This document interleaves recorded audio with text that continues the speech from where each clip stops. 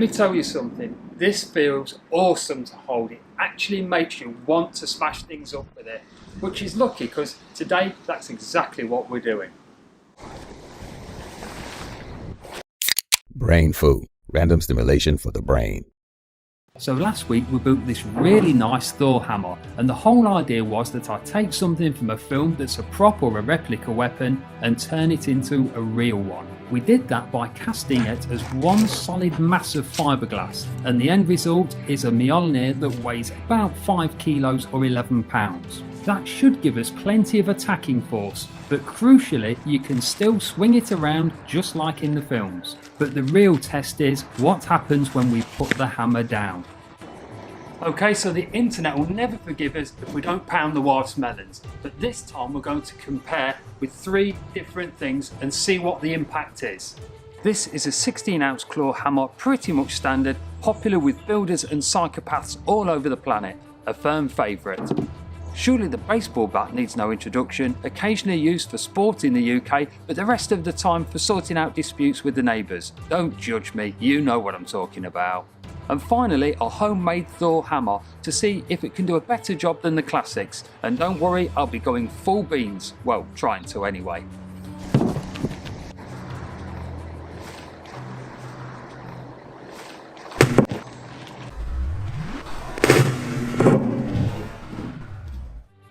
No surprises, we're in. I sort of expected it to stick in a little bit, but it didn't. It absolutely shattered it. But there's another bit of it down there. There you go, that's the target to beat. Oh, here we go.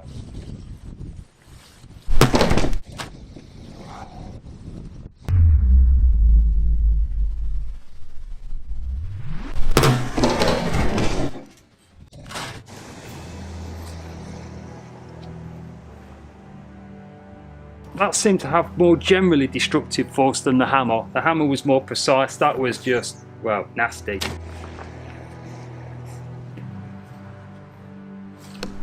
I don't know if this will hit harder, but damn, it feels good.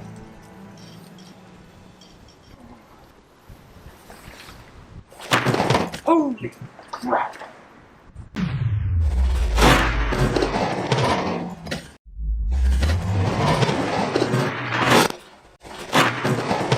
That was a hell of an impact. Yeah. That's it guys, that's all I could salvage of that watermelon. It's definitely done a better job on it, and the rest of it's just splatter everywhere.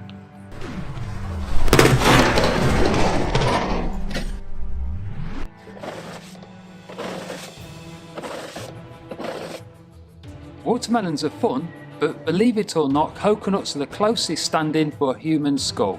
In fact, as little as 14 to 70 joules can fracture a coconut, with 18 to 100 pretty much guaranteeing massive trauma.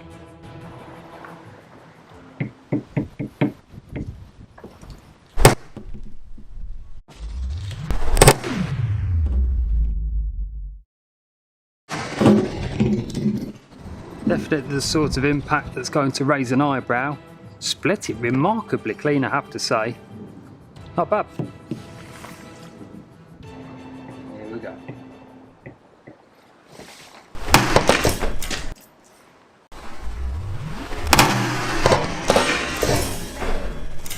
Well, I actually hit that a lot better than I thought I could, and it has shattered it into much more pieces than the hammer, so a lot more force there. Whether we can beat it, I don't know.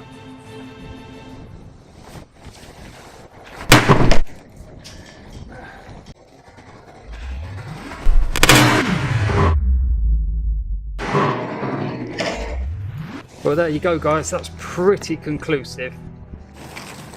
Definitely do not want to be hit with Thor's hammer.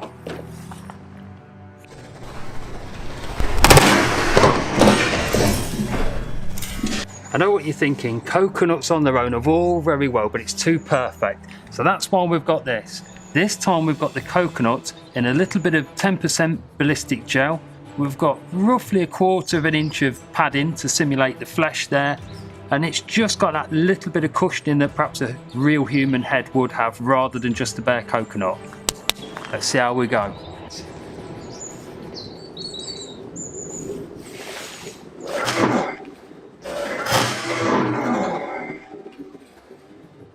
Now that was devastating.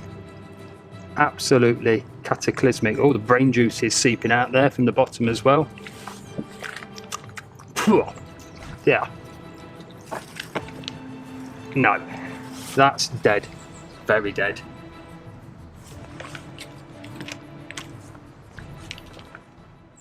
Okay, but what if the hammer missed the old melon and hit us on the chest instead? Let's find out. Okay, so we've got a 10% FBI grade ballistic gel mix. Here we've got some real ribs, from pork ribs I think they are. And then down here, just to make things a little bit more interesting, we've got a fake heart made from a balloon with some dye in it. So if the shockwave goes through, manages to break these ribs, and we rupture that, we'll have some indication of the sort of damage that's taken place.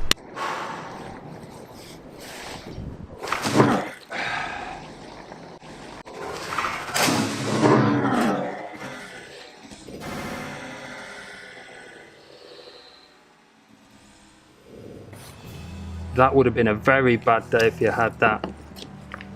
I didn't get any broken ribs. I think this stuff cushions the blow a little bit more than perhaps it should do, but the heart's ruptured. The gel is absolutely split it. That's a bad day.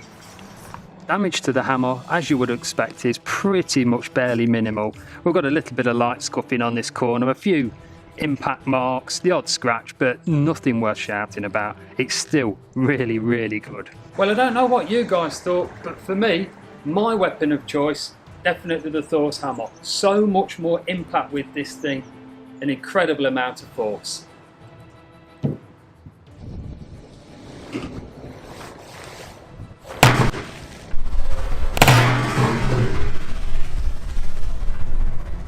Well, that's it for this time, guys. I hope you enjoyed that, and if you did, please smash like, share and subscribe.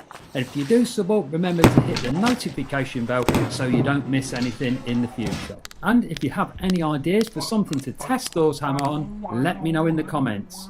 Meanwhile, why not join the gang on Facebook and Instagram for some behind the scenes stuff. Thanks for watching, see you.